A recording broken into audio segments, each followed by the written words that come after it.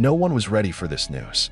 No one could have imagined that the first country Jungkook would visit on his solo tour, which has been eagerly anticipated and loved by millions of soldiers around the world, would be China. Not Seoul, not Tokyo, not Los Angeles, not Paris, but China. And when the news spread like a storm in the middle of a calm sea, the reaction that emerged was not just the usual uproar. This is an explosion of emotions. Army split. Some were fixed without a word, some cried, and not a few sneered, questioning his decision, which was considered controversial and full of question marks. Why China? What is behind this decision? The agency was initially silent. There is no official explanation, no press release. Only one chilling announcement via official social media accounts mentioned Jungkook's world tour schedule with a very brief caption, starting from Beijing. It didn't take long for the hashtag #WhyChina trend to top Twitter and other platforms, rivaling even political issues in major countries. More surprisingly, some soldiers in Korea began to voice their disappointment, feeling forgotten, feeling betrayed. "We raised you from zero, but you started where you were rejected," one fan wrote. One simple but heartbreaking sentence. And the public began to dig deeper, looking for what had been hidden so far.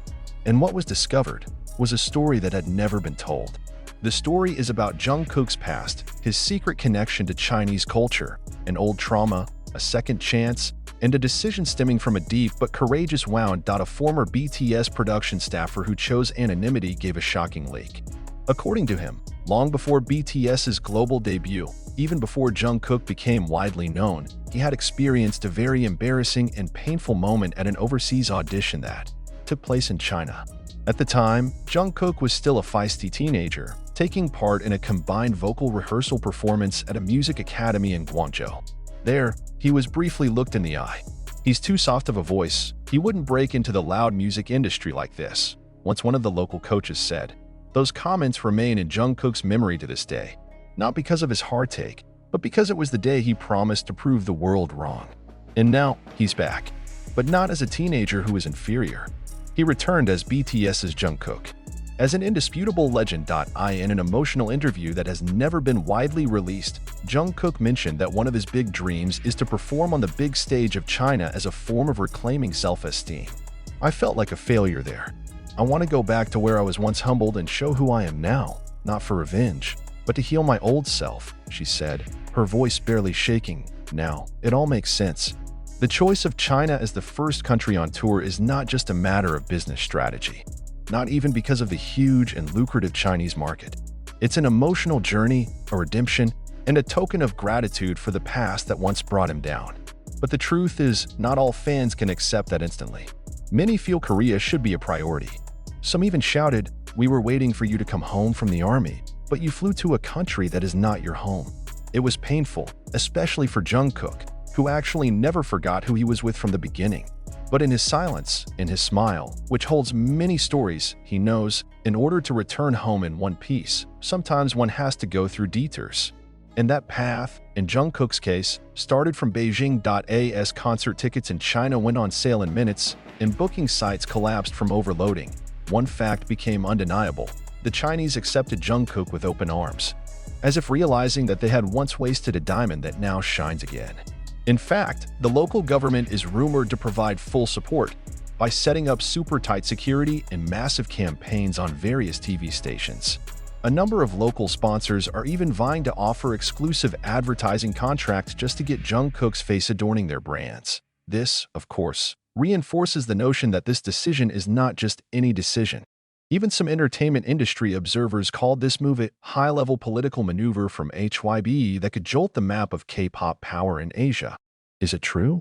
Is this decision also driven by the strength of an agency that sees great opportunities in the Chinese market, especially after Korea-China relations have begun to thaw in recent years? But one thing is for sure, this decision is not without risk. Behind the camera, behind the glitter of the stage, Jungkook carries a huge burden. The burden of expectation, the burden of disappointment on part of the army, and the burden of personal history that he is trying to embrace. Not forget. In a written statement released 3 days after the news of his first tour to China emerged, Jungkook wrote something that immediately made the hashtag #WeUnderstandJungkook trending within 2 hours. "I just want to go back to the place where I once failed to be able to smile on a stage that used to feel impossible. The sentence is short, but cutting. And for the first time, ARMY cried not out of disappointment, but out of understanding. Various theories began to emerge. Some called this decision an attempt by Jungkook to pay the debt of history. There is also speculation that there is an element of political pressure on the part of sponsors. Even further, rumors abound that HYBE is exploring a large-scale relationship with Chinese investors and using Jungkook as a golden bridge to secure their influence in the East Asian region. This claim is still confusing, but it makes netizens' conversations even hotter and more enigmatic. And behind all this, one thing remains unchanged. Jungkook is still Jungkook, who loves music, loves the stage, and loves the ARMY. Even if that love sometimes has to be expressed in a way that is not always understandable at first. He has said in previous interviews, "If you believe me, let me make this path meaningful." Now, that path has begun on a grand stage in China, not as a betrayal, but as a love letter to himself, who once doubted whether he was worthy enough. And who knows? After this, the stage in Seoul will be more magnificent, more emotional, more loving. Because after all these injuries and proofs, Jungkook can finally go home in one piece, and the ARMY will welcome him not with disappointment, but with a warm hug, saying, "We understand now, and we're proud." The first night of the concert in Beijing was not long after when a 19-second video went viral on Weibo, Twitter, and TikTok. In the video, Jungkook is seen walking towards the back of the stage, his body slightly bent, and briefly seen rubbing his face with his right hand. Many speculated he cried, not because of sadness, maybe not because of happiness alone, but because the weight of the burden he had to bear to look perfect in a country that had rejected him. For many idols, the stage is home. But that night, for Jungkook, the stage was an inner test between past and present, between wound and healing, between logic and love. The ARMY in China welcomed with a bang, but the global ARMY did not fully accept this with a smile. Several fan communities from Korea began raising petitions to urge HYBE to prioritize her home country and tour affairs. In fact, in a local radio show in Seoul, the topic, "Has Jungkook forgotten his Korean roots?" It became a trending discussion that sparked a long debate. On the one hand, they feel neglected. On the other hand, they couldn't hide their pride when they saw Jungkook standing gallantly on an overseas stage with thousands of fans chanting his name. This conflict shows something bigger than just the location of the tour. It is an emotional clash between common property and personal property. Jungkook is public property, but he's also human. He has wounds, personal desires, even grudges that do not want to be called grudges. And China is a symbol of all that. The reaction of the global media was no less heated. Billboard described the tour as a bold strategic move that could change the direction of K-pop's expansion in the coming decade.